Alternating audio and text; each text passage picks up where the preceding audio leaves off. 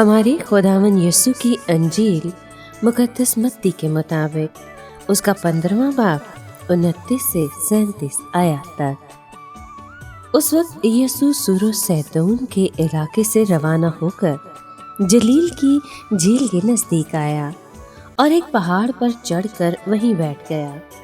और बड़े बड़े हजूम उसके पास आए, जिनके पास लंगड़े, टुंडे, अंधे, गूंगे और बहुत से और थे, और उन्होंने उन्हें उसके पांव पर डाल दिया और उसने उन्हें शिफा बख्शी। यहाँ तक कि हजूम ने ताज्जुब किया जब देखा कि गूंगे बोलते, टुंडे तंदुरुस्त होते, लंगड़े चलते और अंधे देखते हैं। और उन्होंने इसराइल के खुदा की तमजीद की।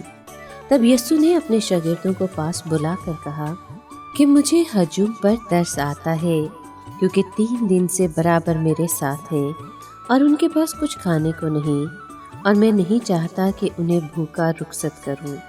ऐसा न हो कि राह में मांदे पड़ें। और शागिर्दों ने उससे कहा कि बियाबान में हम इतनी रोटियां कहाँ से लाएं कि ऐसे बड़े हजूम को सैर करें। तब यीशु ने उनसे कहा कि तुम्हारे पास कितनी रोटियां हैं?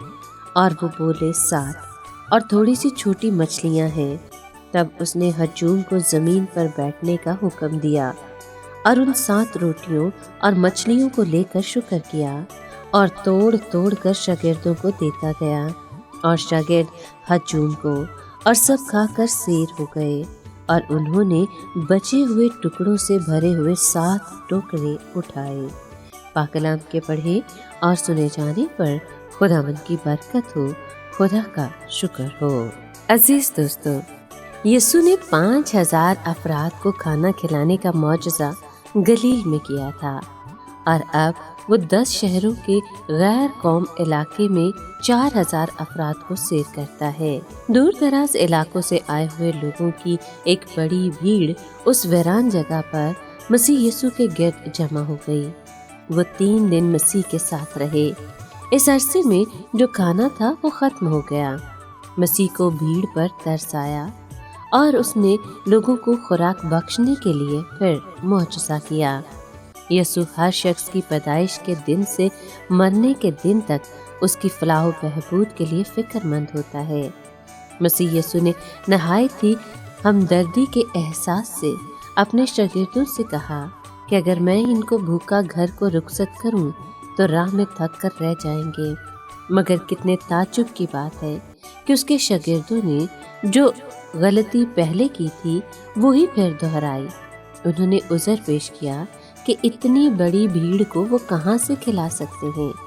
जब यीशु ने 5000 की भीड़ को खाना खिलाया तो वो मौसम बहार था, और अब वो उसी बरस का मौसम गर्मा था जब उसने मौजज़ा किया। थोड़ी ही देर बाद यीशु ने अपने शागिर्दों को डांटा, क्योंकि वो इन दोनों मौजज़ों को भूल गए थे और इनसे कुछ सबक न सीखा था।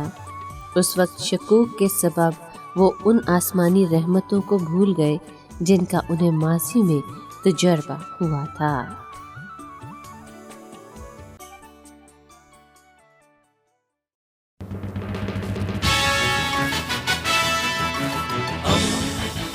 दोस्ती का पैगंबर, रेडियो वेरिटास एशिया।